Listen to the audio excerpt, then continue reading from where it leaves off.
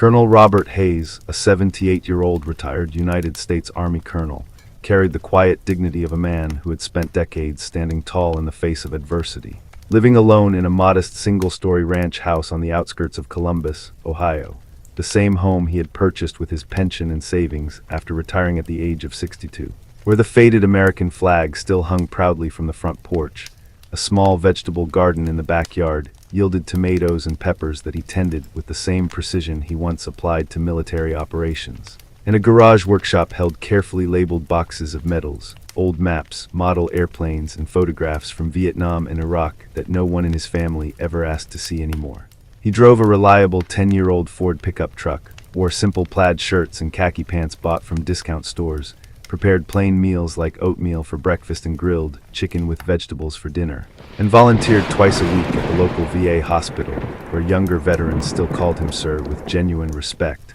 Yet to his own son Michael and daughter-in-law Karen, he had become little more than an aging inconvenience. A frugal retiree they believed survived only on social security checks, while in reality, Robert had secretly funneled nearly $450,000 over 8 long years into Michael's struggling construction company, using proceeds from selling ancestral farmland in Kentucky after his beloved wife Patricia's death from cancer. Combined with wise investments in stocks and bonds and untouched retirement accounts that he had never once mentioned, disguising the money as occasional loans or small gifts from Grandpa so that Michael, now 46, and Karen could maintain their comfortable lifestyle with the large house, luxury SUVs, private sports academies for their sons Tyler and Ethan, and family vacations they took without inviting him.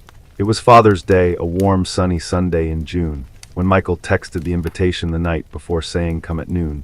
Dad, the kids want to see you and we have something special planned." So Robert arrived wearing his best navy polo shirt, carrying a cooler of homemade lemonade and wrapped fishing rods for 12-year-old Tyler and 9-year-old Ethan, who ran to him the moment his truck pulled into the driveway, screaming Grandpa with genuine affection that still warmed his weathered heart. Their hugs reminding him of simpler times when Michael was a boy and Robert had returned from deployments to hold his son tight, promising he would always be there. The backyard barbecue smelled of grilled burgers and fresh corn on the cob, with extended family and neighbors gathered around laughing and chatting, while Karen offered a quick obligatory hug and Michael gave a firm but distant handshake. And after everyone had eaten, Michael stood up, tapping his beer bottle, announcing they had a special Father's Day card for Dad this year from all of us, handing Robert a large envelope with a cartoon soldier on the front that made the colonel's heart lift with fragile hope that perhaps today would bring sincere recognition for a lifetime of service and sacrifice. "Read it out loud, Dad," Michael insisted, grinning, "so the kids can hear every word." And Robert opened the card with steady hands, his deep authoritative voice beginning the verses. "Roses are red steel. His gray old soldiers should retire from family duty. Today you're a heavy burden. Dad, no one wants you here. Your time has passed. Time to disappear. Signed, your family, who needs space to breathe." The words landing like mortar rounds in his chest, creating a silence that lasted only seconds before explosive laughter erupted across the patio, Michael doubling over, slapping his knee, Karen covering her mouth with shaking shoulders, even the in-laws and neighbors joining in with chuckles, while Tyler and Ethan giggled along innocently because the adults were laughing, and one neighbor recorded the moment on his phone, saying, "This is gold." Robert felt the card tremble in his strong hands before it slipped onto the table. His tanned face, lined from years under desert suns and jungle rains, remaining stoically composed, yet his sharp hazel eyes that had once stared death in the face, now filling with a profound pain deeper than any battlefield wound he had ever endured. And when Michael wiped tears of laughter, saying, "Got you, Dad, you should have seen your face. It was just a joke. Lighten up, old man," and Karen added, "We figured you'd appreciate military humor, since you're always talking about duty and honor." Robert stood slowly, his 6-foot frame still imposing despite the slight stoop of age, replying quietly, "I see," before walking to his truck, leaving the unopened fishing rods behind on the patio. As the drive home blurred through unshed tears, for the first time in his long adult life, the colonel feeling utterly defeated and alone. That night, in the silence of his living room, lit by a single lamp, Robert sat in the old leather recliner Patricia had bought him after his first long deployment, the cruel Father's Day card on the coffee table like an unexploded grenade. And instead of crying, he walked to his study, unlocked the bottom drawer of his heavy oak desk, and pulled out a thick binder containing detailed financial records, bank statements from Swiss accounts, property deeds, and a personal ledger listing every dollar transferred to Michael's family. The numbers staggering, with over 280,000 in direct support to the construction company to cover payroll and materials during lean times, 75,000 for the down payment on their larger home, 40,000 for the grandson's sports programs and camps, and 50,000 more across medical bills, car repairs, and renovations, while Robert himself lived on less than $2,500 monthly, denying himself travel, new clothes, or even routine comforts. Memories flooded him like old battle reports, including the day Michael was born, when Robert was on leave from Vietnam, holding his newborn son and promising Patricia he would always provide and protect. The pride when Michael started the construction business straight out of college with Robert as the first silent investor. The times he stepped in during the 2008 recession to save the company. Paying for adoption costs when Michael and Karen faced infertility struggles before welcoming Tyler and Ethan. Attending every little league game and school event without fail. Yet over recent years, the invitations had dwindled, his business advice dismissed as old-fashioned, Karen calling him overbearing, and the thank yous vanishing completely. Culminating in the overheard phone conversation 3 months earlier, where Michael told a friend dad's getting too dependent, always around, we're looking at assisted living options. At 3 in the morning, the colonel who had led men into firefights made his unshakable decision that he would no longer bleed silently for an ungrateful family.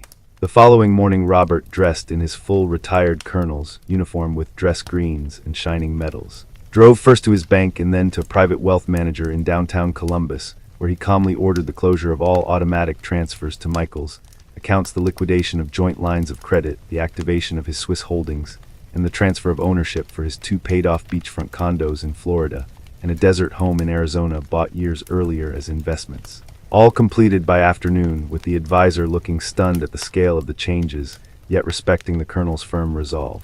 He then visited his longtime attorney, issuing instructions for a completely new will directing his entire estate, exceeding $1.2 million, to the Veterans Support Foundation and the VA hospital where he volunteered. With small education trusts for Tyler and Ethan accessible only at age 25 if they demonstrated genuine, independent, respectful contact verified independently, leaving Michael and Karen nothing.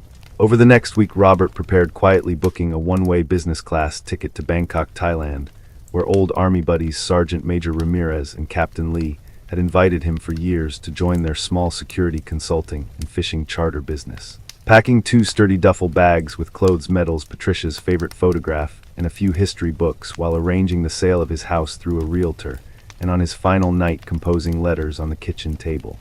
To Michael, he wrote a long, measured letter, explaining that by the time it was read, he would be in Thailand, living on assets never disclosed, all financial support ended, and the will rewritten. Recounting his service in Vietnam at 19, leading men in Iraq at 50, burying comrades, and raising Michael alone after Patricia's death. Giving nearly $500,000 out of duty, but refusing to be mocked as a burden any longer. Offering reconciliation only on terms of respect and no demands, while signing it Colonel Robert Hayes, retired. With a shorter, pointed note for Karen. He left the letters alongside full financial ledgers and his house keys, then at dawn locked the door, saluted the flag one final time, and drove to the airport without looking back. The long flight to Bangkok allowed deep restorative sleep for the first time in months. And upon arrival, his buddies met him with bear hugs and cold beers, driving him to a comfortable villa overlooking the Gulf of Thailand in a quiet expat veteran community, where the air smelled of salt and frangipani flowers and the endless blue sea brought immediate peace. Robert shedding silent tears that first night on the balcony for the life he had given away, before sleeping soundly as a man finally at ease with himself. In the months that followed his skin tan from days on fishing boats, he taught local children English and strategy games, expanded the business as a silent partner, and rediscovered the vitality he thought age had stolen. His posture straightening and his laughter returning during evenings with fellow soldiers, sharing war stories and future plans. 6 months later, as he stood on the deck of a fishing boat at sunrise, casting a line with steady hands, his phone rang with an Ohio number, and Michael's hoarse voice came through. "Dad, we found the letters and ledgers, almost $500,000. I had no idea. The business is collapsing. We're losing the house. The boys keep asking for you. I was so cruel. I'm sorry."